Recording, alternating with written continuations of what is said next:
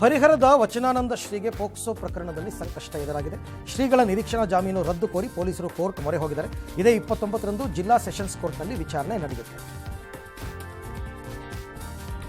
ಧರ್ಮಸ್ಥಳ ಗ್ರಾಮದ ಬುರುಡೆ ಕೇಸ್ ಸಂಬಂಧ ಬಂಗ್ಲೆಗುಡ್ಡದಲ್ಲಿ ಎಫ್ಎಸ್ಎಲ್ ತಜ್ಞರು ವಿಡಿಯೋ ಮರುಸೃಷ್ಟಿ ಮಾಡಿದ್ದಾರೆ. ತಲೆಬುರುಡೆ ತೆಗೆದಿದ್ದ ಪ್ರದೀಪ್ ಕುಲಾಲ್ ಕೂಡ ಹಾಜರಾಗಿದ್ದರು. ಆ ವಿಡಿಯೋವನ್ನು ಮರುಸೃಷ್ಟಿ ಮಾಡಿದ್ದಾರೆ. ಧಾರವಾಡದ ಕುಂದಗೋಳ ತಾಲೂಕಿನ ತರ್ಲಘಟ್ಟ ಗ್ರಾಮದಲ್ಲಿ ಬೈಕ್ನಲ್ಲಿ ಬಂದ ಮುಸುಕುದಾರಿಗಳು ಮಣಿಕಂಠ ಗಾಣಿಗೇರ ಎಂಬ 10 ವರ್ಷದ ಬಾಲಕನಿಗೆ ಇಂಜೆಕ್ಷನ್ ಚುಚ್ಚಿಬಿಟ್ಟು ಎಸ್ಕೇಪ್ ಆಗಿಬಿಟ್ಟಿದ್ದಾರೆ.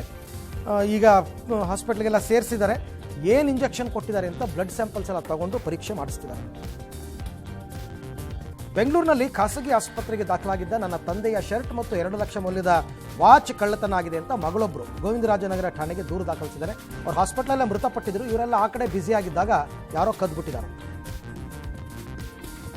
ಅನಾರೋಗ್ಯಕ್ಕೊಳಪಟ್ಟ ನಾಯಿ, ರೇಬಿಸ್ ನಾಯಿ, ಆಕ್ರಮಣಕಾರಿ ಅಪಾಯಕಾರಿ ನಾಯಿಗಳ ಪ್ರಕರಣದಲ್ಲಿ ದಯಾಮರಣ ಸೇರಿದಂತೆ ಕಾನೂನು ಪ್ರಕಾರ ಕ್ರಮ ವಹಿಸ್ತೀವಿ ಅಂತ ಜಿಬಿಎ ಹೇಳಿದೆ.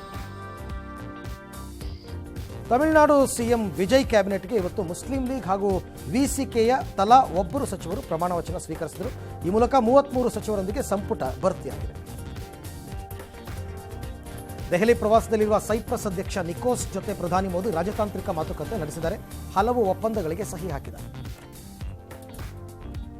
2025-26ನೇ ಹಣಕಾಸು ವರ್ಷದಲ್ಲಿ ಕೇಂದ್ರ ಸರ್ಕಾರಕ್ಕೆ ಇತಿಹಾಸದಲ್ಲೇ ಮೊದಲ ಬಾರಿಗೆ 2.87 ಲಕ್ಷ ಕೋಟಿ ಡಿವಿಡೆಂಟ್ ನೀಡಿದೆ. 2023-24ರ ಪಾವತಿಗಿಂತ ಇದು 27.4% ಹೆಚ್ಚಾಗಿದೆ.